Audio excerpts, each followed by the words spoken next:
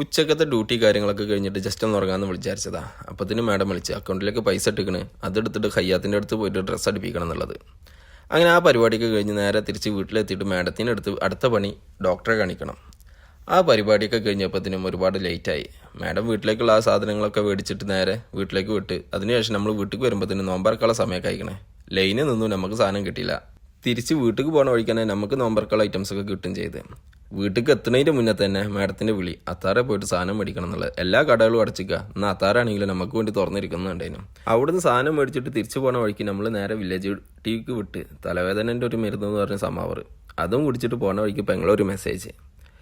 അത് തുറന്നു നോക്കിയപ്പോഴാണ് അളിയൻ നാട്ടിലെത്തിയിരിക്കുന്നത്. അളിയൻ എയർപോർട്ടിൽ നിന്ന് ഇറങ്ങിയിട്ട് പൊന്നൂസിനടുത്ത് മുത്തുന്ന ഒരു വീഡിയോ. അത് കണ്ടപ്പോൾ നമുക്കൊരു തോന്നൽ നേരെ നാട്ടിലേക്ക് വിട്ടാലോ എന്നുള്ളത്.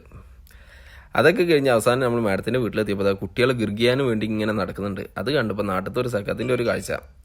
അതൊക്കെ കഴിഞ്ഞിട്ട് മാഡത്തിനെ അവിടെ നിന്ന് എടുത്ത് നേരെ വിട്ട് സിറ്റിക്ക്. മാഡം ചായ കുടിക്കാനുള്ളതും കഴിക്കാനുള്ള ഫുഡിൻ്റെ പൈസ ഒക്കെ തന്നു. ഞങ്ങളങ്ങനെ നോമ്പറന്നു. അതൊക്കെ കഴിഞ്ഞ് നേരെ തിരിച്ച് വീട്ടിലേക്ക്. നേരത്തെ അടച്ച കടകളൊക്കെ ഇപ്പോൾ തുറന്നു വെച്ചിട്ടുണ്ട്. സമയം 12 മണിയായി. അപ്പോൾ ഓക്കെ, വീഡിയോ ഇഷ്ടപ്പെട്ട് കഴിഞ്ഞാൽ ലൈക്ക് അടിക്കാനും കമൻറ്റ് ചെയ്യാനും മറക്കരുതേ.